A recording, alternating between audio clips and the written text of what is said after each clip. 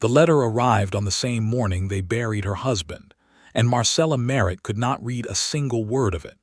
She stood at the edge of the freshly turned earth, her black dress pulling at the wind like a sail with nowhere to go, and she held the folded paper against her chest as if it might tell her something through her skin.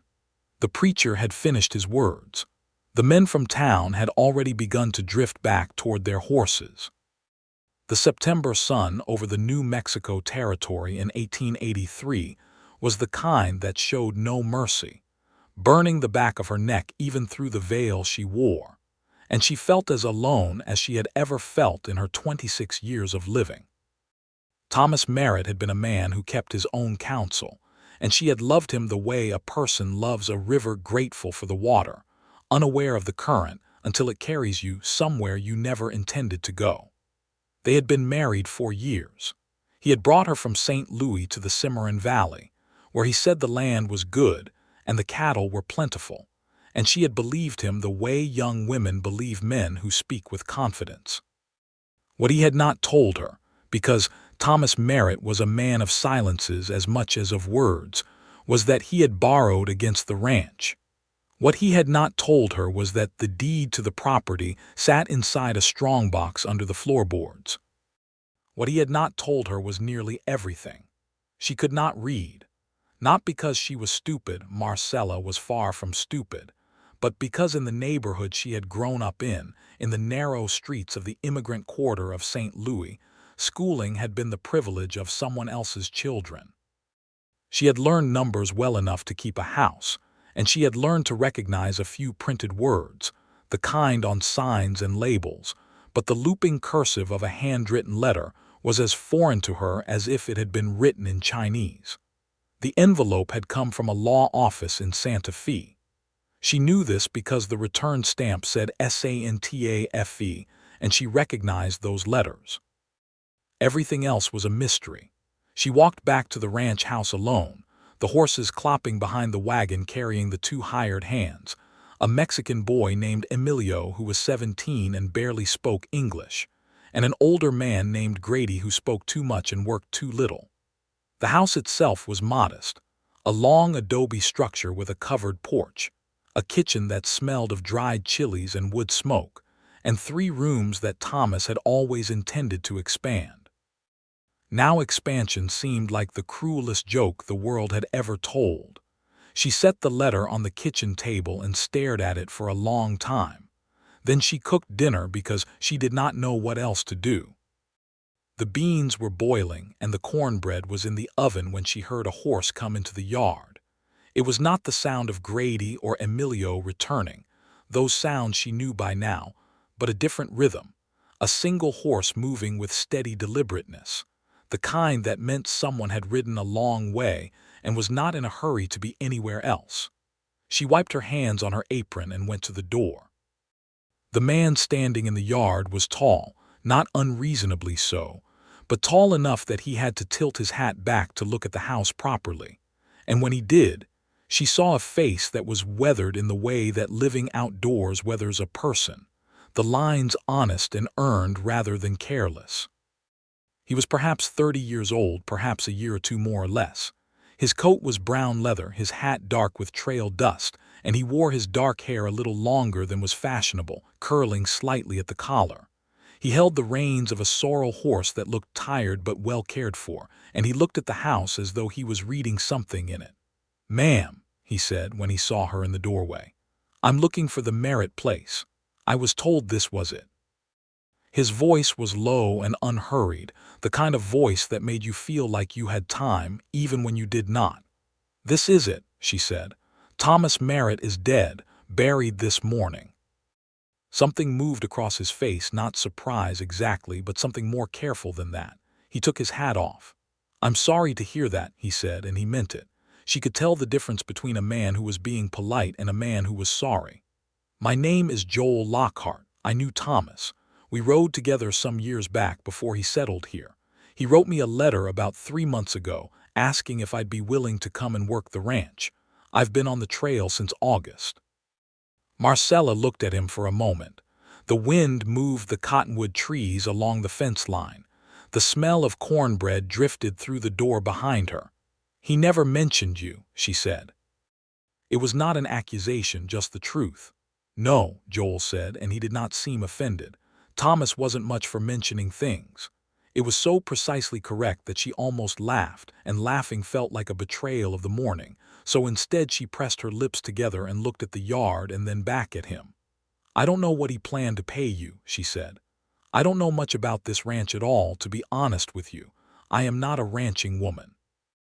I'm a St. Louis woman who married a ranching man and followed him out here. And now he is gone, and I have a letter from a law office in Santa Fe that I cannot make heads or tails of, and 2 hired hands who are of varying usefulness." It was more than she had intended to say. She was not in the habit of speaking her troubles aloud to strangers, but something about the directness of him invited directness in return, and grief, she was learning, had a way of dissolving the usual courtesies. Joel Lockhart looked at her steadily. He was not a man who filled silences with noise. "I can work," he said. "I don't need much for wages, board, and a fair share when the cattle sell. And if there's something in that letter you need help understanding, I'm a fair reader. I went to school in Tennessee before circumstances changed." Marcella studied him. She was not a naive woman, and a widow alone on a ranch in the New Mexico territory had every reason to be careful about the men she let through her door. But there was something settled about Joel Lockhart, something that did not push or lean or demand.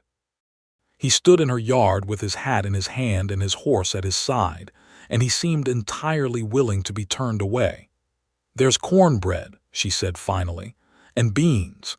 If you want to come inside and eat, I'll show you the letter after." He nodded once and tied his horse to the post by the water trough, and that was how Joel Lockhart came to the Merritt Ranch. She set a plate for him at the kitchen table and poured coffee from the pot on the stove, and he ate without rushing and said the cornbread was good, which it was. She sat across from him with her own plate and watched him in the way she had learned to watch people whose intentions were not yet known to her, reading the small things, the way he held his fork, the way his eyes moved around the room without being intrusive, the way he left the letter where she had put it without reaching for it. When they were done eating, she cleared the plates and then she picked up the letter and held it out to him. "If you're willing," she said. He took it from her carefully as though it was something fragile rather than just paper. He unfolded it and read it once through to himself first, and she watched his face while he did. It was not a comfortable reading, she could tell that much. His jaw tightened slightly. "What does it say?" she asked. He set the letter flat on the table and looked at her with the steady eyes of a man who was going to tell her the truth. "I'll read it to you word for word," he said. "That's what you deserve." "Then read it," she said. He read it. The letter was from a man named Mr. Arthur Delacroix, attorney at law of Santa Fe. It was dated 3 weeks prior. It said that Thomas Merritt had borrowed $600 against the deed to the ranch from a man named Calvin Purdue of Santa Fe, and that this loan had come due, and that since Mr. Merritt had failed to respond to previous correspondence, which Marcella understood immediately, because Thomas's eyesight had been going and he hated to admit it, the matter had been referred to Mr. Purdue's legal representatives. It said that Marcella, as the widow of Thomas Merritt, now held any claim that existed in the property, but that the claim was subject to the debt, and that if the debt was not resolved within 60 days of the date of the letter, Mr. Purdue intended to pursue legal remedy, which in this context meant the loss of the ranch. Joel read every word aloud, every clause, every formal phrase. He did not hurry through the hard parts. When he finished, the kitchen was very quiet. Marcella sat with her hands flat on the table and looked at the middle distance. She was thinking about the 4 years she had spent making this house into something livable, the curtains she had sewn, the garden she had planted behind the south wall, the way the porch caught the evening light in October and turned the whole yard golden. She was thinking about Thomas, who had kept this secret the way he kept most things, close and private, a man who believed in solving his own problems and had run out of time before he could solve this one. She was not going to cry in front of this stranger. She had already done her crying in the dark before the sun came up this morning, the quiet kind that has nowhere to go. $600, she said. That's what it says. I don't have $600. No, he said. It was not said unkindly. Most folks don't, she looked at him.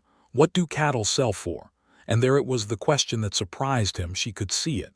He had expected grief or panic, and instead she was already calculating.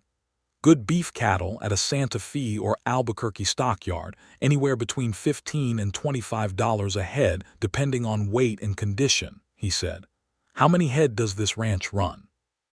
I don't know yet, I just arrived. Then tomorrow morning, she said, you will help me count.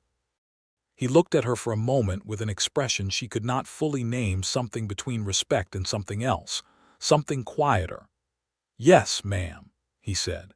He slept that night in the bunkhouse, which Thomas had built with the intention of housing more hands than he had ever been able to afford, and which currently held only Grady's bundle of possessions and Emilio's hammock. Marcella lay awake in the main house listening to the coyotes in the hills, and she made herself a promise that she intended to keep. She was not going to lose this land. She had given 4 years of her life to it. She had learned to haul water and salt beef and patch adobe. She had buried her husband in it. Whatever it took, she was going to keep it. The next morning was cool in the way that September mornings in the Cimarron Valley can be cool, a false promise of autumn that will burn away by noon. Joel was already in the yard when she came out, talking with Emilio in a way that was easy and unhurried.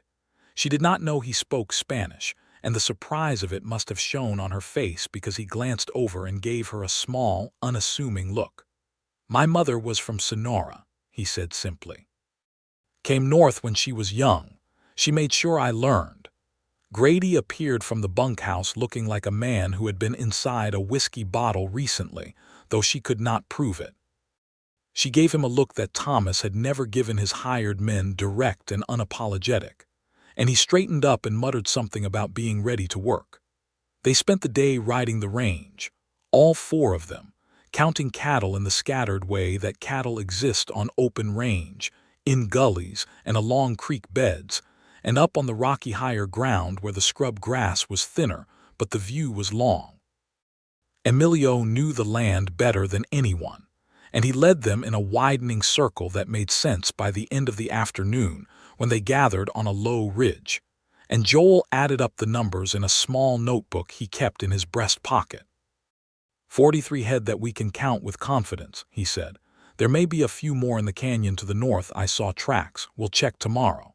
If we sold 43 head at $20 each, she said, calculating, that's $860. You'd need to keep some back, he said. You can't sell your whole herd, that's eating the seed corn, you'd have nothing to build on. Then sell 30, that's $600 exactly. At a good price, he said carefully. Prices vary, and there's the cost of driving them to market, food for the men, time, wear on the horses. She had not thought of that. She absorbed it without embarrassment. What would you recommend? She asked. It was the kind of question Thomas had never asked of anyone, and she thought briefly that maybe Thomas's unwillingness to ask had been part of how they ended up here. Joel did not seem to think it was a remarkable question. He considered it seriously. Sell 25, keep 18 to rebuild on. But sell them well, don't go to the nearest buyer and take whatever he offers. Drive them to Santa Fe or better, Albuquerque. Bigger market, better prices. And go soon before the season turns. How soon? 3 weeks, maybe 4, if we start preparing now.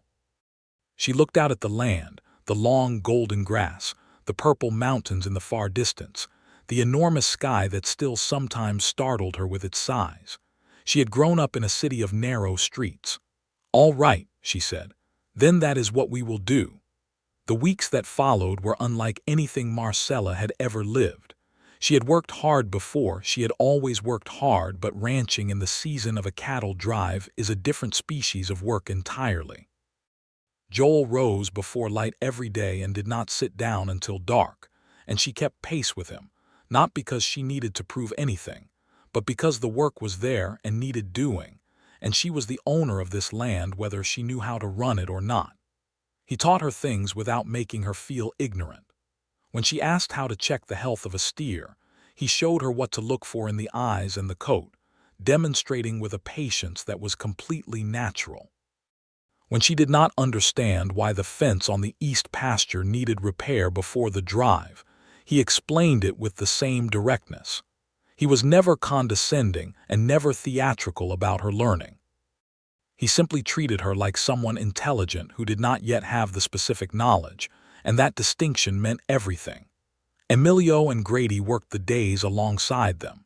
Grady proved more capable when sober, which he seemed to be more reliably as the work increased, as though the ranch's crisis had given him something to apply himself to. Emilio was quick and fearless on horseback, better than any of them with a rope. In the evenings, they ate together on the porch because the September air was sweet, and the house was hot from the cooking. These were the times when Marcella started to understand who Joel Lockhart was, in the slow, accumulated way that you understand a person not from what they announce, but from what they reveal by existing. He had grown up in Tennessee, he said, in a farm family that lost their land after the war, the Civil War, which had ended 18 years before but whose aftershocks were still reshaping the West, sending men like Joel across the country looking for a new start. His father had died when he was 17. His mother had gone to live with her sister in Tucson. Joel had gone north and west, working cattle drives, working mines, working whatever paid, until he had built up enough skill and enough reputation to be choosy about his work. He was quiet about his past the way honest men are quiet, not hiding it, just not performing it. She told him about St. Louis, about her father who had worked in a bottling factory and her mother who had taken in washing. About the neighborhood where everyone was from somewhere else, and no one had quite enough of anything, but there had been a kind of loud, insistent warmth in the crowding together. About the way she had met Thomas at a church social when she was 22, a big, confident man from Missouri farm country who had talked about New Mexico like it was the promised land. "Did you love him?" Joel asked one evening and then immediately said, "I'm sorry, that's not my business." "No," she said, "I don't mind." She thought about it honestly. "I loved who I thought he was, and I think he was that person some of the time. He was kind. He just wasn't open. He kept so much inside that I never really knew when something was wrong until it was already a crisis." She paused. "I was lonely here sometimes. I don't think he knew that either." Joel was quiet for a moment. The stars were coming out over the mountains, the thick, brilliant stars of a high desert night that had no competition from city lights. "That's a hard way to be married," he said. "Yes," she agreed. It was. There was no drama in the exchange, no declaration or confession, but something shifted in the quality of the air between them, a settling, like land after rain. She went inside and he sat a while longer on the porch in the dark, and she did not think about what that meant, because she had too much to think about already. The preparations for the drive consumed them. Joel and Emilio spent 2 full days reinforcing the holding pen where they would gather the 25 head to be sold, cutting out the best animals with the careful eye of men who knew that the market was real, and the price would reflect the quality of what you brought. Grady was sent to the nearest town, Cimarron, to purchase supplies for the trail: flour, dried beans, salt pork, coffee, and he came back only slightly delayed, which counted as a success. Marcella sewed saddlebags in the evenings and made sure every canteen was in good repair, and organized the food stores with the kind of systematic efficiency that Joel noticed and did not comment on, because commenting on it would have implied he had not expected it, which would have been rude. On the 4th morning of the 2nd week, when they were checking the canyon to the north that Joel had mentioned, they found 7 more cattle that Emilio had missed on the first count, which brought the herd total to 50. This was good news and changed the calculation slightly. "We could sell 30 after all," Marcella said, "and still keep 20 for breeding." "We could," Joel agreed. They were sitting on their horses on the canyon rim, looking down at the cattle below. The light was clear and cold. "Though I'd feel better driving to Albuquerque than Santa Fe with 30 head, More buyers, more competitive prices. Then Albuquerque it is, she said without hesitation. He looked at her sideways and she caught it. What? She said. Nothing, he said. Just Thomas talked about you in his letter. What did he say? Joel considered, which was itself an answer of sorts. He was choosing his words. He said you were the most capable woman he had ever known, he said, and that he was afraid he'd taken you somewhere that didn't deserve you. The canyon wind was cold on her face. She sat very still. He never said that to me, she said. No, Joel said. I don't imagine he did. They rode back in silence, but it was not an uncomfortable silence. It was the kind that holds something tender inside it. The morning of the drive, they were up before 3. Emilio had his horse saddled before anyone else and was already moving among the cattle, keeping them settled with the low hum of a song she did not know. Grady was gruff and efficient in the pre-dawn dark. Joel moved with the unhurried certainty of a man who had done this many times before. Marcella rode with them. She had not announced that she intended to. She simply appeared on her own horse, a steady bay mare named Clara that Thomas had bought, and that she had learned to ride with modest competence in the last 2 years. She wore her riding clothes and her plainest hat, and she met Joel's eyes across the gathered cattle without flinching. He considered saying something practical about the difficulty of the trail, and she could see him consider it and set it aside. You'll want to ride the far left flank, he said. Emilio has the right and I'll take the rear. Grady's up front today. Understood, she said. They moved out at first light. The drive to Albuquerque from the Cimarron Valley was 4 days of hard, dusty riding.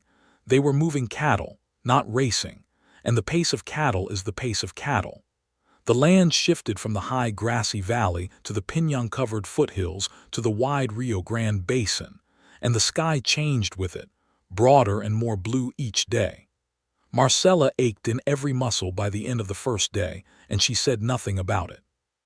She ate her plate of beans and salt pork by the fire, and listened to Emilio play 3 songs on a small harmonica he carried in his shirt pocket. And then she rolled herself in a blanket and slept on the ground the way cattlemen sleep, deeply and quickly. Joel was up for the night watch.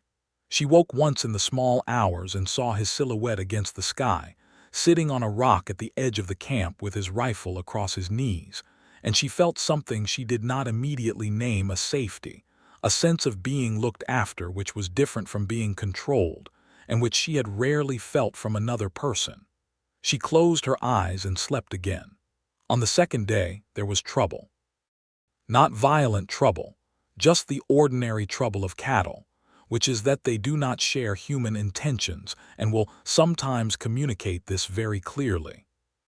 A dozen steers pushed through a gully fence in the afternoon and scattered toward a dry creek bed, and for 2 hours they were all 4 of them in the saddle riding at full gallop through scrub brush and over rocky ground retrieving them, and Grady lost his hat, and Emilio took a tumble that scared everyone until he bounced up laughing. Marcella rode as hard as any of them. She was not elegant about it. She grabbed the horn twice, and her form was not what a practiced cowhand's would be, but she went where the cattle went, and she did not stop or complain or ask to be taken out of it. That evening at the fire, Joel said, without looking at her directly, "You did well today." It was not a small thing, the way he said it. It was not flattering or excessive. It was the same tone he had used when he told Emilio his roping was good, a professional acknowledgement from a man who did not waste words. "I'm trying to learn," she said. "You're doing more than trying," he said. She looked at the fire and was glad for the darkness that covered her face. They arrived in Albuquerque on the afternoon of the 4th day, dusty and tired and smelling thoroughly of cattle. The stockyards were on the south end of town near the rail depot, the Atchison. Topeka and Santa Fe Railway had reached Albuquerque the previous year, in 1882, and the town had swelled as a result, full of the peculiar energy of a place that has just discovered its own future. There were merchants and lawyers and railroad men mixed with the original Spanish-speaking population who had been here for generations, and Navajo people from the west, and cowboys from a dozen different places, and it had the quality of controlled chaos that Albuquerque would carry for years. Joel negotiated the sale. He knew the buyers from previous drives, and he knew how to read a market, when to wait, when to push, when to walk away from an offer that was decent in order to find one that was better. Marcella stood beside him during the negotiations, which surprised the buyers, who were not accustomed to women being present for this kind of business. One man addressed all his questions to Joel even when they concerned her cattle, and after the third time she answered directly before Joel could. The man adjusted and spoke to her, and that was that. They sold 30 head at an average of $22.50 per head, which came to $675. She received the money in a leather pouch, and she held it in both hands for a moment, standing in the dust of the Albuquerque stockyards, and she thought about the letter, and the 60 days, and the 4 years, and the curtains she had sewn, and the garden behind the south wall, and the morning they had buried Thomas, and the stranger who had read every word of that letter aloud to her in her own kitchen. She looked at Joel. "Thank you," she said. It was inadequate for what she meant, and he seemed to understand that. "It's your cattle and your land," he said. "I just helped move them." They stayed one night in Albuquerque's separate rooms at a small hotel near the plaza, the kind that catered to working people rather than railroad executives, clean and modest and without pretension. Grady and Emilio stayed at a boarding house nearby, and Marcella had the first hot bath she had taken since the morning before Thomas died, and she sat in the copper tub and let the heat work into her sore muscles, and she cried, finally, properly, the kind of crying she had not let herself do in front of anyone. Not from grief exactly, or not only from grief, but from the accumulated weight of the past weeks, and the relief of the money in the pouch on the washstand, and the strange, slowly dawning sense that she might actually manage this. She might actually be all right. At dinner in the hotel dining room, she and Joel sat across from each other at a table by the window that looked out onto the plaza, and they ate proper food for the first time in 4 days, beef and roasted corn and fresh bread, and she drank 1 glass of wine, which was probably too much since she had barely slept and was deeply tired, but she did not regret it. They talked for 2 hours. It was the longest sustained conversation she had ever had with him, and it moved in all directions, about the railroad and what it was doing to the territory, about the ranchers who were being squeezed by the large cattle operations backed by Eastern money, about what she intended to do next with the land, about his years on various cattle drives through Texas and New Mexico and Colorado, about books. Because she mentioned that she wanted to learn to read properly, and he said he had some books in his saddlebag that she could start with. "You have books in your saddlebag," she said. "I have 2 books in my saddlebag," he corrected. "I'm not extravagant," she laughed. It was the first time she had laughed in what felt like a very long time, and the sound surprised her, as if she had forgotten she was capable of it. He looked at her across the table, and his expression was very careful, very deliberate, and she understood then what was happening between them in the gradual way that things happen when 2 careful, private people are involved slowly, honestly, without announcement. She looked back at him and did not look away. "What will you do," she said, "after the drive? After you've helped me sort out this debt business?" He was quiet for a moment. "I hadn't thought much past this," he said honestly. "Thomas's letter came at the right time. I was drifting a bit, had been for a year or so. After the last drive I worked, the outfit broke up, and I didn't have a place I was going toward." He said this without self-pity, just plainly. "I liked having a direction.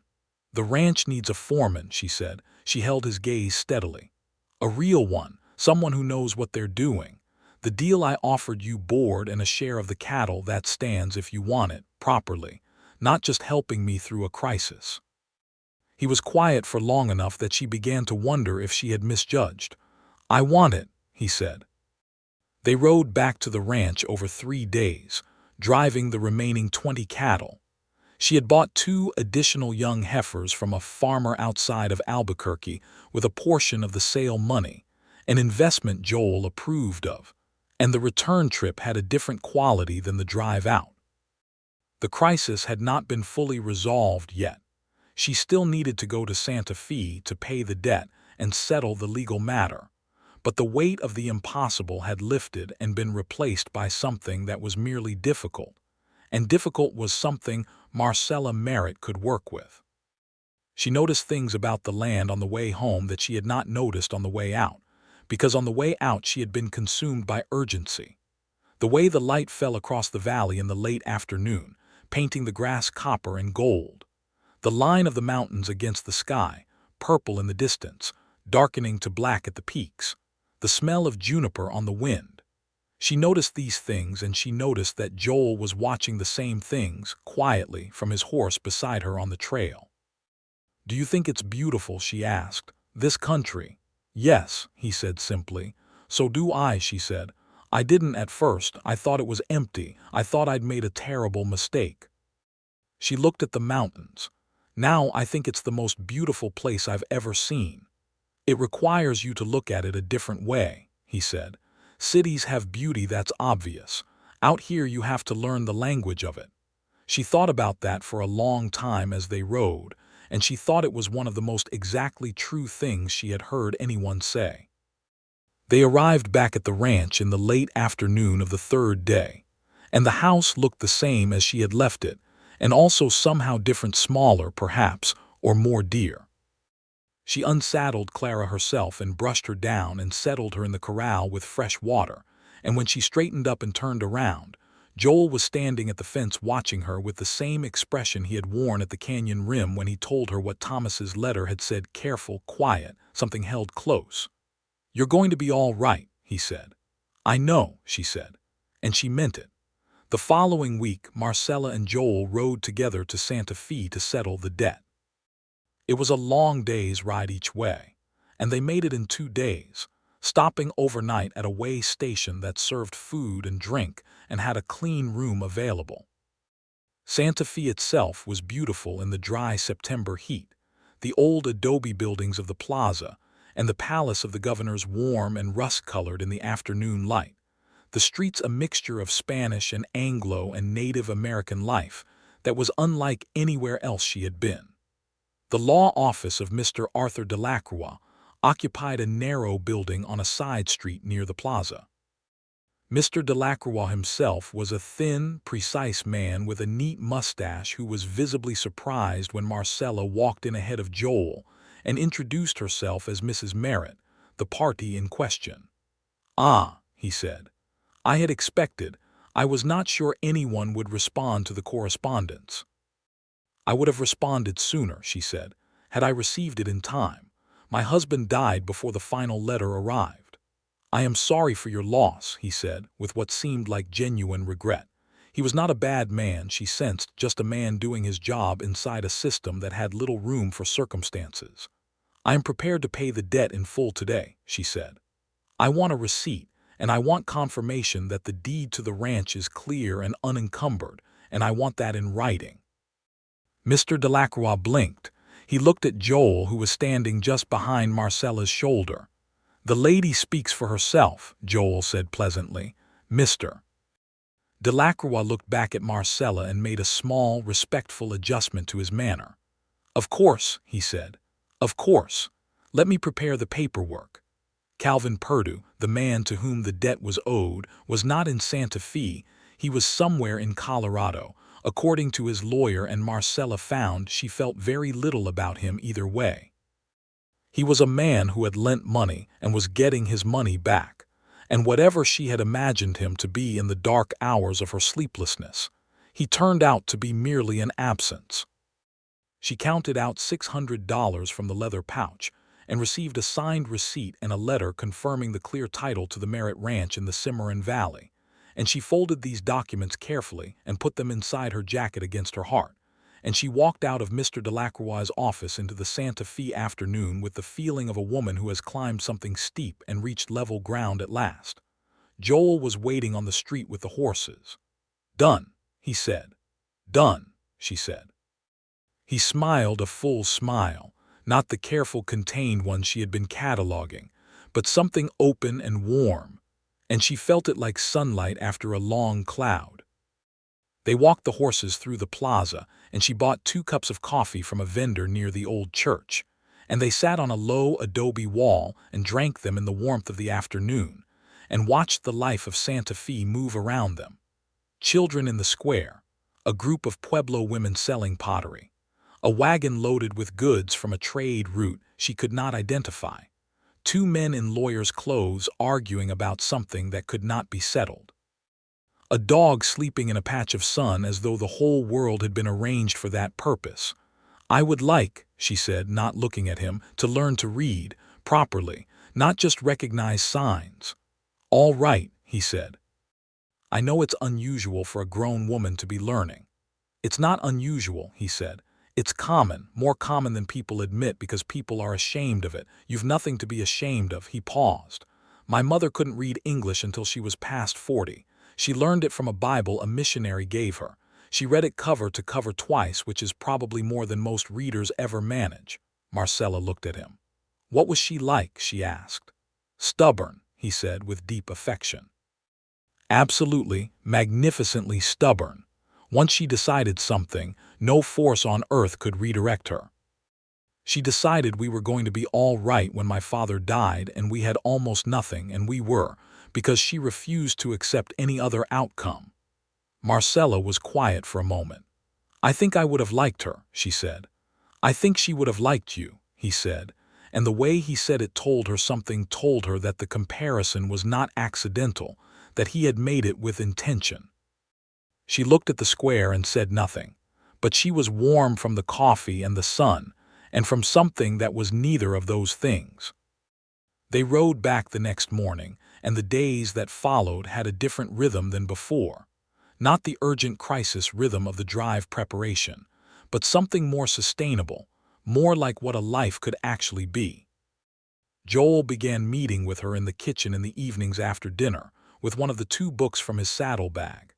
It was a volume of poetry, Longfellow, which she had not expected, and he started at the beginning, not with the poems themselves, but with the alphabet written out in pencil on a piece of brown paper, going through the sounds, and the combinations with the same steady patience he brought to everything.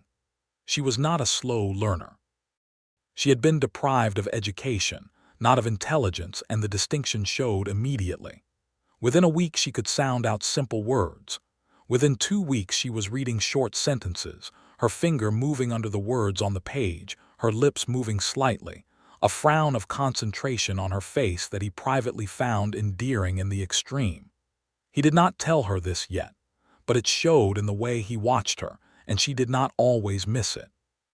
Emilio had begun to understand the shape of things between his employer and the foreman, and he said nothing about it except that his harmonica songs in the evenings had become noticeably more romantic, which Grady complained about and which Marcella pretended not to notice. October came in with cool nights and warm days, the sweet, unreliable October of the high desert, and the ranch settled into its autumn rhythms. The cattle were well. The fence repairs Joel had prioritized held. She and Emilio had planted winter rye in the south field for spring grazing, following Joel's advice, and the first green shoots were already showing. The books from Joel's saddlebag had been supplemented by 2 more from the general store in Cimarron, a practical almanac that Marcella insisted on, because she wanted to read something useful, and a novel that Joel had recommended without explanation, which turned out to be a story about a woman who rebuilds her life after loss, and which she read slowly and with great attention in the evenings by lamplight. She did not comment on the choice of book, and neither did he, but when she finished it she set it on the table between them and looked at him and said, "Where did you find this one?" "Tucson," he said. "About 2 years ago. I kept it." "Why?" He looked at her directly. "Because I thought it might be something I'd want someone to read someday." The lamp was between them on the table. The night outside was deep and cold. Somewhere in the bunkhouse Emilio was playing his harmonica. She said, carefully, "Joel." "Yes," he said. "I think you should know that I am not." She paused, choosing words with the care of someone who has been thinking about them for a long time. I am not the woman I was when Thomas was alive. Not because he's gone, but because being here, doing this, learning all of this, I have become someone different. Someone more myself, I think. And I am telling you this because I want you to know who you are sitting across from, not the widow. Me? He was quiet for a long moment, and his face in the lamplight was very open, more open than she usually saw it, the careful restraint set down like a hat at the end of the day. I know who I'm sitting across from, he said. I've known for a while. And, she said. And I would be honored, he said, with a gravity that was entirely sincere, to keep sitting across from you, in whatever arrangement you're willing to allow. She looked at him, at his honest face and his dark eyes and the long, capable hands resting on the table, and she felt something settle inside her the way a house settles on its foundation, not dramatically, not all at once, but permanently. We could start, she said, by going for a ride tomorrow morning, not for work, just for the ride. I'd like that very much, he said. So they rode the next morning early before the day's work began up onto the higher ground above the valley where the view opened out in every direction and the air smelled of pine and cold and something else, something clean and indefinable. They rode side by side and they talked, easily and freely, in the way they had been learning to talk over weeks of evenings and trail days, and they watched a hawk circling in the blue air overhead.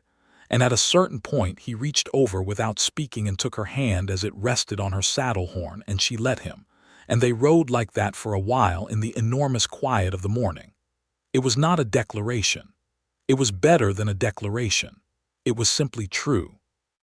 November brought its complications, as November tends to do.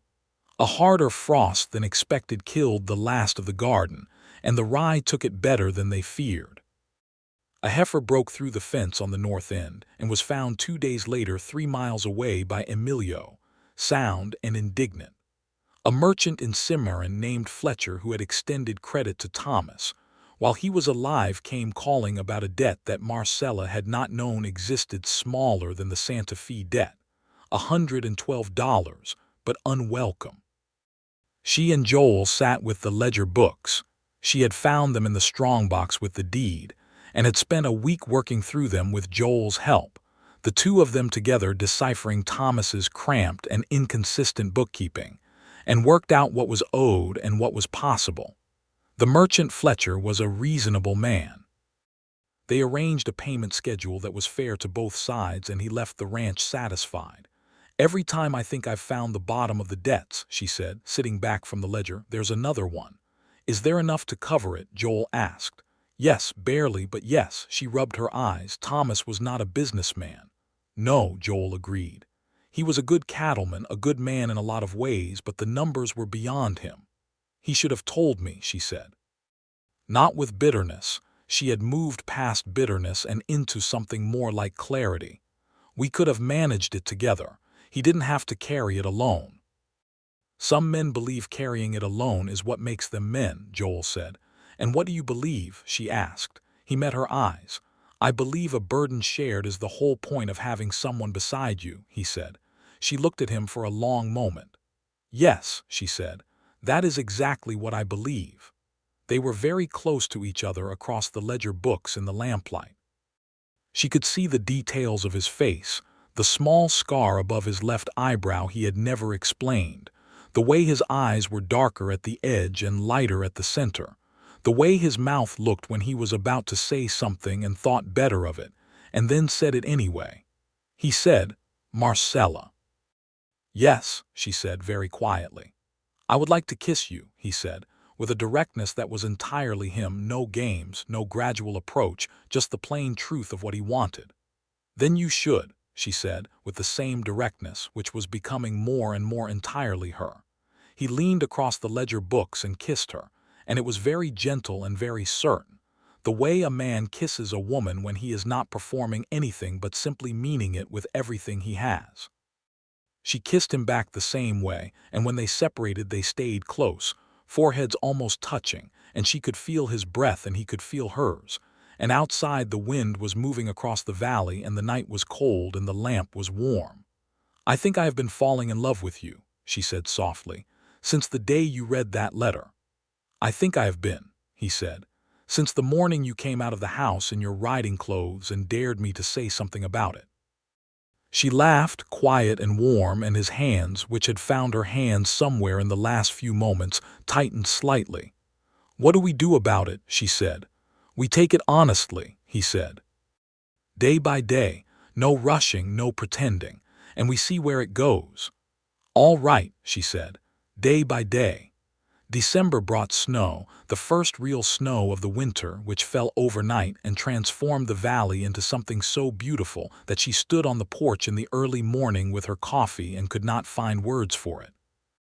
Joel came up beside her with his own cup, and they stood there together watching the snow on the mountains and the snow on the fence posts, and the horses standing quiet and white-blanketed in the corral, and it did not need words. She was learning to read faster than either of them had expected. She had moved well past sounding out individual words and was reading in phrases now, the way a practiced reader does, her eyes moving ahead of her voice. Joel brought her a third book from the Cimarron General Store, a history of the New Mexico Territory, practical and somewhat dry, but she devoured it because she wanted to understand the land she was living on, the long history of it, the Spanish colonization and the Mexican period, and the American acquisition and the complex, often unjust story of the Pueblo peoples and the Apache and Navajo nations whose land this ultimately was, and who had been displaced and confined in ways that the history book described with less emotion than the events deserved. She said this to Joel one evening, that the book told the truth but without enough feeling. "Yes," he said. "History books written by the people who one tend to be like that." "My neighbor in St. Louis," she said, "was a Cherokee woman who had come north after the removal. She had been a child during it. She never talked about it directly, but sometimes I would see her looking at something, a map on a wall, or a man in uniform with an expression I could not understand then. I think I understand it better now." "The territory was taken," Joel said quietly.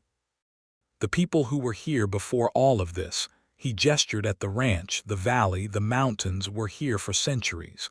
"What was done to them was wrong. It is still wrong. And most of the people doing the taking would say they were building something, improving something, progressing. That is a very convenient story to tell yourself." She looked at him with something that might have been surprise, not at the content of what he said. She had come to think similarly herself, but at the ease with which he said it. A white man in the New Mexico Territory in 1883, which was not a safe or comfortable position to hold. "You're not what I expected," she said. "What did you expect?" "I don't know, less. I expected less." He shook his head slightly. "My mother was Mexican. She was treated as lesser by plenty of people in her life, and it was unjust every time. If you understand injustice in one place, you start to see it in others." She reached across the table and took his hand, and he turned his palm up and held hers. Christmas came quietly. Emilio rode home to his family in a village south of Cimarron for the week, and Grady, who had family in Taos, was given the same leave. The ranch was very still, just the two of them and the cattle and Clara and Joel's sorrel horse, whose name turned out to be Comet, which was such a large name for a horse that she had asked about it, and he had told her he had named him when he was a young man and had thought the horse was faster than he was. They cooked Christmas dinner together in the kitchen, a wild turkey that Joel had shot, and a cornbread stuffing and sweet potatoes, and a dried apple pie that Marcella made from a recipe in the almanac, which was the first pie she had made entirely on her own without Thomas's original recipe book, and it was very good. They ate by the fire in the sitting room because it was too cold for the porch, and he had brought in extra firewood the day before, and the fire was generous. She had made a small gift for him, a pair of leather gloves she had been working on for 3 weeks from a piece of hide she had gotten from Cimarron, using a stitching pattern Emilio's aunt had shown her when they'd stopped at her home on the way to Albuquerque. They were good gloves, neat and strong. He looked at them for a long moment. "These are beautiful," he said. and his voice had a quality in it that she was coming to recognize the quality of a man who is moved and does not let himself make a great display of it. He had a gift for her, too. It was a small writing set, ink and pen, and 10 sheets of good paper and a folded card on which he had written in his careful handwriting, "So you can write your own letters now." She held the card and read it aloud without hesitation, without sounding out the individual letters. She simply read it, and they both understood what that meant, how far she had come from the woman who had held an unreadable letter in her kitchen while the beans boiled. "I want to write to my mother," she said, "in St. Louis. I have not written in 2 years because I was ashamed." "Write to her," he said. "Tell her you're all right, more than all right." "I will," she said. She looked up. "Joel." "Yes. I want you to know that I am happy. That is not a small thing to be able to say, given everything. And I am saying it because I want you to know that you are a part of why." He was very still, very attentive. "And I want you to know," he said slowly, deliberately, "that this place, this house, this land, working beside you every day, sitting across from you every evening, is the most at home I have felt since I was a boy in Tennessee before everything went wrong. And that is not a small thing either." The fire crackled. Outside, snow was falling again, soft and steady. "Stay," she said, not dramatically, not in the way of a crisis or a need, but simply, openly, not just as foreman. "Stay." He looked at her across the firelight with everything in his face that he usually kept carefully measured. "There is nowhere else I want to be," he said.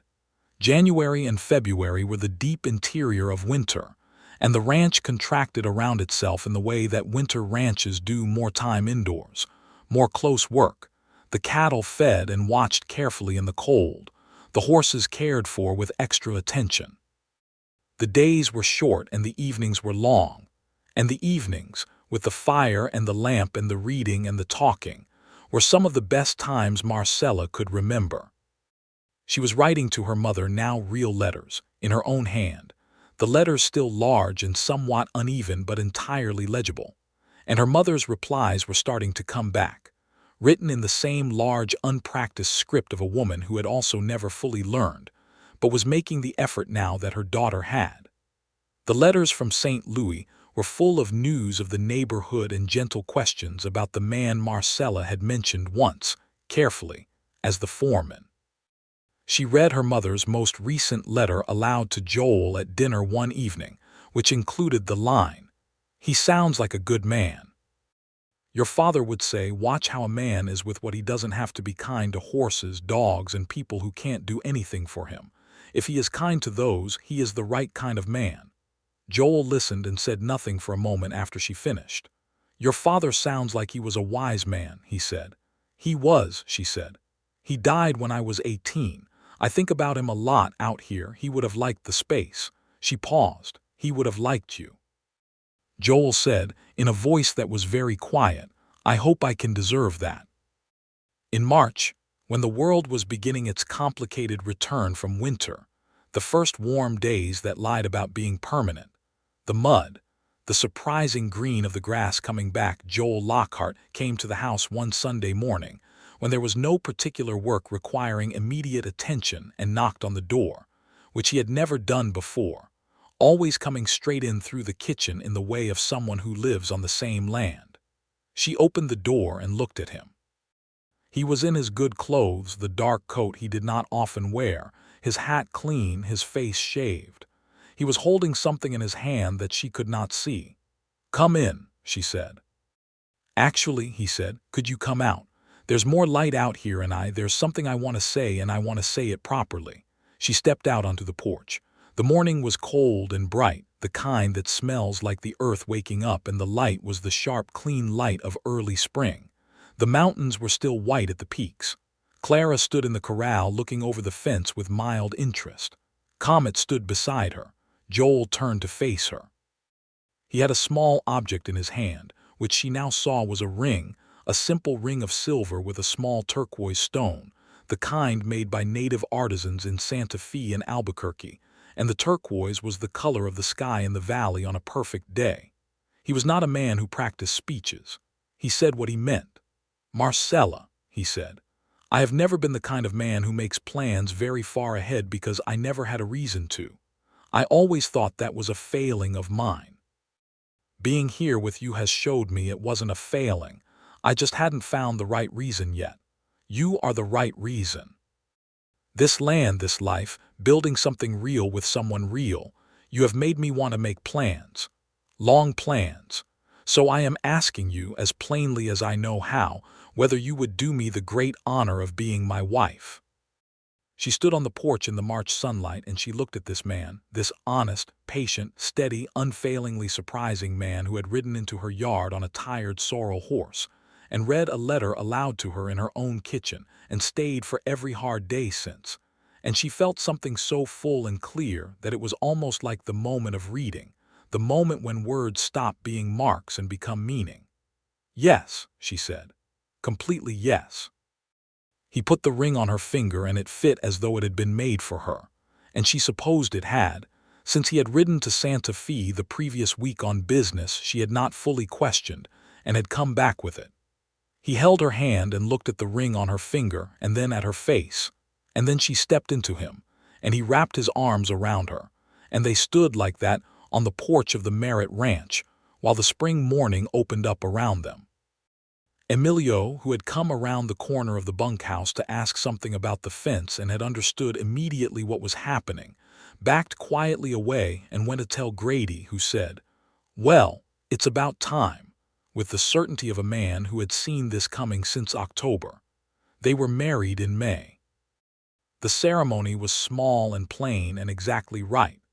The preacher from Cimarron came out to the ranch, and Emilio and Grady were witnesses, and a few neighbors from ranches in the valley came, people she had slowly come to know over the winter months, the Delgado family from the spread to the east and the widow Mrs. Hartley from the north, who had brought a cake and strong opinions about everything. She wore her best dress, blue, which she had bought in Albuquerque with some of the cattle sale money, and Joel wore his dark coat, and they stood in the yard in the May light with the mountains at their backs and the grass so green it looked painted, and they made their promises to each other in front of everyone. The promises were simple and meant. At the party afterward, a real gathering, food on tables in the yard, Emilio playing his harmonica and Mrs. Hartley's teenage son playing a fiddle, she danced with Joel for the first time, and he danced the way she had not expected, which was well, with the natural sense of rhythm of a man who had spent time in enough different places that dancing had found him somewhere along the way. "You didn't tell me you could dance," she said. "You didn't ask," he said. "I'm asking now," she said. "What other things haven't I discovered yet?" He spun her carefully and brought her back in, and she caught a flash of his full open smile, the rare one. "I suppose," he said, "we have a long time to find out." The summer was long and good. The ranch began to feel, for the first time, like something that was actually being managed rather than survived. Joel's knowledge of cattle and the land was deep and practical, and Marcella's capacity for logistics and accounting, now that she could read the ledger books herself, meant that they made a formidable pair. They hired a second permanent hand, a man named Sebastian who had come north from Chihuahua and whom Emilio vouched for, and with 4 capable people working the land, the ranch began to show the results of consistent, skilled attention. The herd rebuilt steadily. By late summer they had 60 head, healthy and well-fed on the improved grazing. Joel had negotiated a grazing arrangement with a neighboring rancher that gave them access to a creekside meadow in the dry months, and Marcella had spent June expanding the kitchen garden and building a second bed with Sebastian's help, and the south wall garden that she had always loved produced more than they could eat, and she began selling the surplus to the Cimarron General Store. It was her own money, those vegetable sales.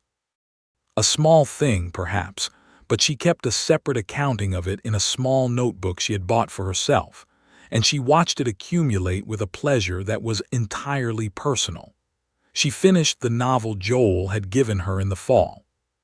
She read it slowly and with full attention, and when she finished she sat for a while in the October quiet before telling him. "I've read every word of it," she said, and he said, It was beautiful, she said, and very sad in places. Good sad or bad sad? Good sad, she said, the kind that means something. He nodded. I thought so too. She was pregnant by October. She knew it before she told him, carrying the knowledge for 2 weeks in the quiet way she had learned to carry important things, turning it over, being sure. She told him on a Sunday morning, the same Sunday morning quality of the day he had knocked on the door with the ring, the good light, the sense of rightness. He went very still when she told him. She watched his face move through something she did not quite have language for, a great, complex emotion that was not quite joy because it was too big for a single word, too mixed with wonder and gravity and gratitude. Are you well? He asked. The first question, was she all right? I feel fine, she said. A bit tired. We should get you a doctor's opinion, he said. I'll ride to Cimarron tomorrow. We should, she agreed. But sit with it first for a moment. He sat. He took her hands across the table. He looked at her with something in his face so undefended that she felt a rush of tenderness for him that was almost physical. A child, he said quietly. A child, she confirmed. Marcella, he said, and stopped and started again. I did not think when I rode in here last September. I had no idea what I was riding toward. I thought I was going to help an old friend's wife out of a difficult situation. I thought I'd be here 2 months, maybe 3, and move on. And instead, he shook his head slightly, in that contained way he had when something was too large for measured speech. Instead, I am here. Instead, I have everything. Everything I did not know I needed. She held his hands and looked at him and felt the October morning and the warmth of the kitchen and the life in her body and the life of this place around them. Read me something, she said suddenly. He looked up. What? From Longfellow. Read me something from the book. He stood and got the volume from the shelf. It lived on a shelf now, not in his saddlebag, and sat back down across from her and opened it and read to her, the words moving in his voice through the warm kitchen air, and she listened the way she had never been able to listen before she had learned the shapes of words herself, hearing them now on 2 levels, the sound and the meaning behind the sound. And she thought about the letter that she could not read, the one that had been the beginning of all of this. And she thought that she would not change any of it. Not the grief, not the fear, not the hard work or the hard nights or the long road from that first morning to this one. Because the road had brought her here. The doctor in Cimarron confirmed what she already knew. He said she was healthy and that everything looked as it should, and he gave her the same practical advice that frontier doctors of that era gave: rest when you can. Eat well. Don't overdo the physical labor in the last month. She thanked him and went home and kept working at a slightly modified pace, which she negotiated with Joel in the direct manner that had become the comfortable language of their marriage. I'm not made of glass, she said. I know you're not, he said. I just want to be careful. Being careful and being useless are different things, she said. You are never useless, he said, and meant it so thoroughly that the conversation resolved itself. Winter came again, the second winter, and this time she knew the particular cold of the valley at night, knew what needed doing for the cattle in the hard weather, knew which firewood burned longest, knew the rhythm of the seasons in a way that you only learn by living through a full cycle. The ranch was better prepared than it had been the previous year in every way. She was reading everything she could find by this point: the almanac, the history book, the novels, the occasional newspaper when they came from Cimarron, letters, legal documents, anything with words on it.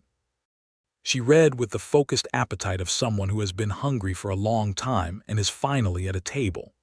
Joel watched this with a pride he expressed in small ways: a new book brought home from town, a newspaper from Santa Fe, once a remarkable find from a traveling bookseller who passed through Cimarron, a volume of scientific essays about the natural history of the Southwest, which she read immediately and with great excitement. There are names for all of it, she said. The plants, the birds, the geology, there are names and histories and explanations. I've been living in the middle of all of this and not knowing what I was looking at. Now you'll know, he said. I want our child to know, she said. From the beginning. I want our child to grow up knowing how to read and knowing the names of things, and knowing that the world is larger than what you can see from your doorstep." "They will," he said. "We'll make sure of it." The baby came in June, a boy, born at the ranch with a midwife from Cimarron present and Joel in the kitchen doing the most concentrated waiting of his adult life. The birth was hard, long, and difficult, and at moments frightening. But Marcella was strong in the deepest, most essential way. And at the end of a very long night there was a sound that was new to the house, the sound of a child announcing his arrival in the world. The midwife brought him out to Joel, who took his son in his arms and stood in the kitchen in the pale June morning with a stillness that was different from all his other stillnesses, heavier and brighter at once. They named him Thomas James Lockhart. Thomas for the man who had begun all of this, unknowingly, by writing 2 letters, one to his lawyer and one to an old friend, and James for Joel's father, whose name he had carried quietly for years without a place to put it. She healed quickly, as she did most things. The baby was good-natured and loud when he had something to express, which was often. He had Joel's dark coloring and her blue-gray eyes, and he was the most interesting person either of them had ever encountered, which they knew was entirely biased and entirely true. Emilio came in from the bunkhouse to see the baby and stood looking at the small, extraordinary face with an expression of pure awe. Sebastian brought a gift, a small carved horse, cedar wood, made by his own hand. Even Grady, who had eventually moved on to another ranch the previous spring, had sent a letter when he heard the news, written in the large, awkward hand of a man who did not write often, saying he was glad things had turned out well for the place and offering his respects. The summer of the baby was the busiest summer the ranch had seen, which was saying something, because they were simultaneously managing 60 head of cattle, the expanded garden, a new addition to the house Joel had begun it in the spring, an extra room for the child that was almost finished, and a newborn who required attention at all hours. They were exhausted and fully alive in the way that certain kinds of exhaustion produce, the kind that comes from working towards something that matters. She wrote to her mother in St. Louis every month now, long letters full of detail, the baby's progress, the ranch, the weather, the books she was reading, the particular beauty of the valley in different seasons. Her mother wrote back faithfully, and one letter in the fall of that year contained a surprise. Her mother was thinking of coming west. Her sister's husband had died, and the factory neighborhood was growing more crowded and more expensive, and she had heard enough about New Mexico to be curious. Marcella wrote back immediately, "Come, there is room, and I want Thomas to know his grandmother, and I want you to see this place. I think you will love it." Her mother arrived the following spring on the Atchison, Topeka, and Santa Fe Railway at the Albuquerque Depot, a small, sturdy woman in her 50s named Irina, with Marcella's eyes and Marcella's directness, who stepped off the train and looked at the enormous sky above the platform and said, "So this is what you've been writing about."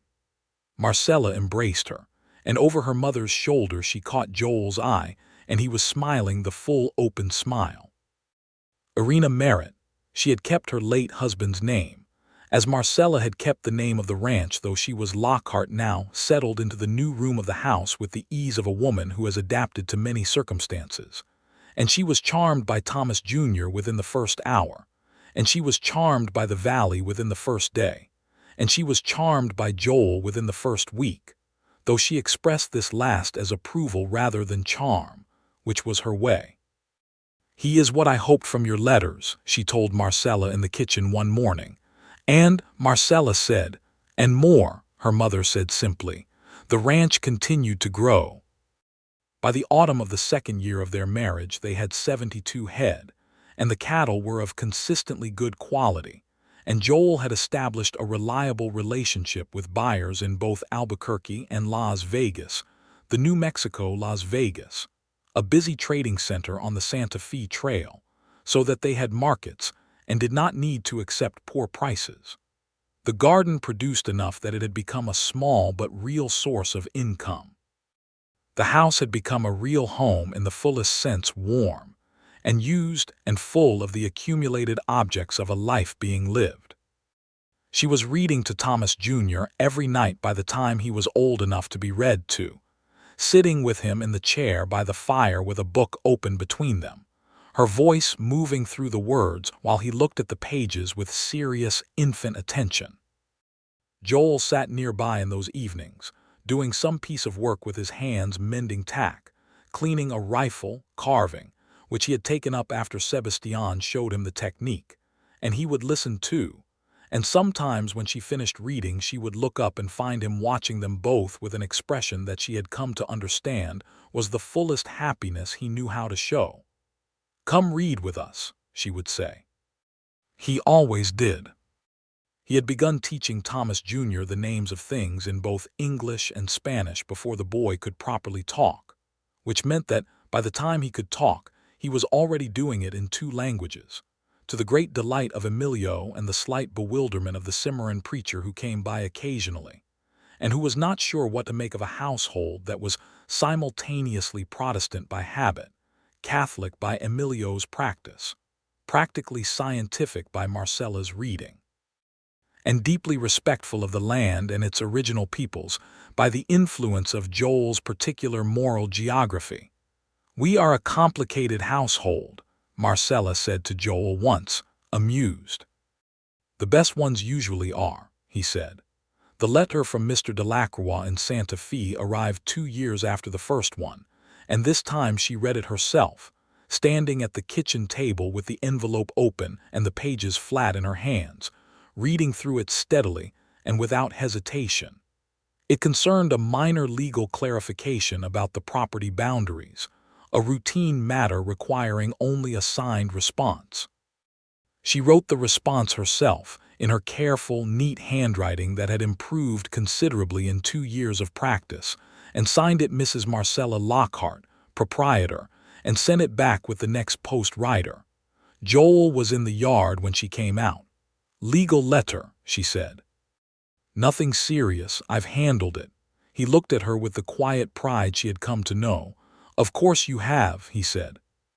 She stood in the doorway of the house they had built together, on the land she had refused to lose, in the life she had built from the raw material of grief and necessity and one man's honesty and her own stubborn refusal to be defeated. And she looked at Joel in the yard and at Thomas Jr. toddling determinedly toward the corral, and at the mountains beyond the fence, and at the sky above everything. That enormous sky that had once made her feel small and now made her feel part of something larger than herself. "Joel," she said. He turned. "Come here," she said. "I want to show you something." He came, crossing the yard, and she put the notebook in his hands, the small one she kept, the one with her own ledger columns and her vegetable sale accounts and, increasingly, her own observations, the beginnings of something she had started writing in the evenings that was not quite a letter and not quite a journal but something in between, something she was beginning to understand was her own story in her own words. He looked at the pages. He turned them slowly, reading, and as he read, his face moved through expressions she had learned to read as fluently as any text, surprise, recognition, and then something so deep and warm that she felt it in her chest from across the space between them. "Marcella," he said. "Yes," she said. "This is beautiful." "I have been learning," she said, "from the best reader I know." He looked up from the notebook and at her, and the October light was in his eyes, and the baby was making his way determinedly toward the horses, and somewhere in the house her mother was humming something low and familiar, and the ranch was alive all around them with the sound of wind and animals and the life they had made.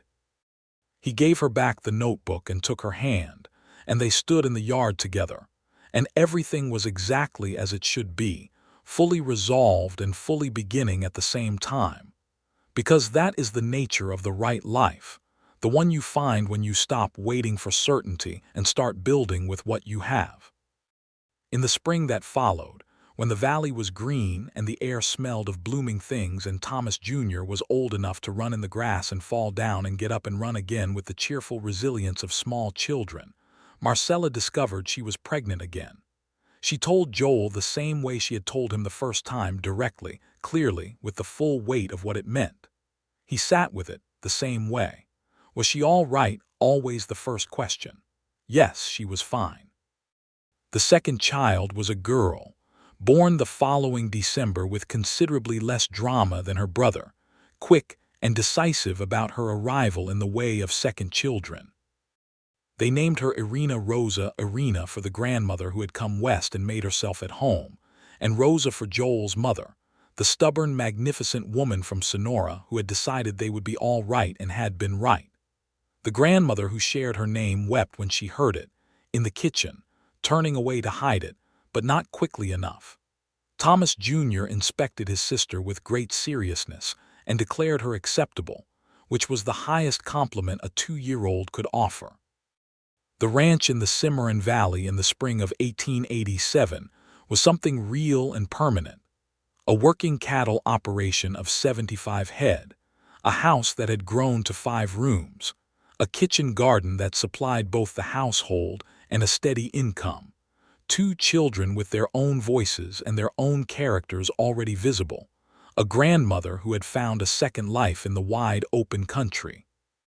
A boy named Emilio who was not a boy anymore but a young man of 21 who had become the most skilled roper in the valley and who was talking about his own piece of land someday, and a husband and wife who had found each other at the exact intersection of grief and chance and had chosen, every day. Since to build something true, there was still hard work, there would always be hard work. The land did not give up its gifts without asking for effort in return. There were dry summers and bitter winters and cattle that did not cooperate in legal matters and debt, and the endless human complication of living among other people with their own needs and failings. None of that had gone away or would. But there was also this, the particular January morning when snow lay deep in the valley and the children were asleep, and the house was warm and Joel was reading aloud by the fire while Marcella sat across from him with her own book open in her lap, and listened to his voice, and watched the fire, and felt something so complete, and so precisely right, that it had no useful name in any language she knew, English or Spanish or any other. She had come to this place as a stranger, had buried a man she had not fully known, had held a letter she could not read, had stood alone with 60 days and $600 standing between her and the loss of everything. And a man had come, and he had read every word of that letter aloud with honesty and care. And then he had stayed. He had stayed for the cattle drive and the legal settlement and the winter reading and the morning ride and the engagement and the marriage and the children and the grandmother and the years of work and growth and learning. And she had built something here that was both more than she had imagined and exactly what she had needed, though she had not known how to imagine it from the inside of that first desperate morning. She put her book down. "Joel," she said. He looked up from his reading glasses, a recent concession to his eyes, which needed them now for fine print catching the firelight. "I want you to know," she said, "that this is the life I would have chosen. If I had been able to see it from the beginning, the whole shape of it, this is what I would have chosen." He was quiet for a moment, the fire between them, the sleeping house around them, the deep winter outside. "So would I," he said, without question, without a single hesitation. She picked up her book again and he picked up his, and they read together in the warm and quiet, and the fire burned, and outside the snow fell softly on the valley, and the mountains stood where they had always stood, enormous and patient and indifferent to human time, and the ranch endured, and the life they had built together endured, and everything that had been broken and remade was solid now, and everything that had been uncertain was sure, and they were home.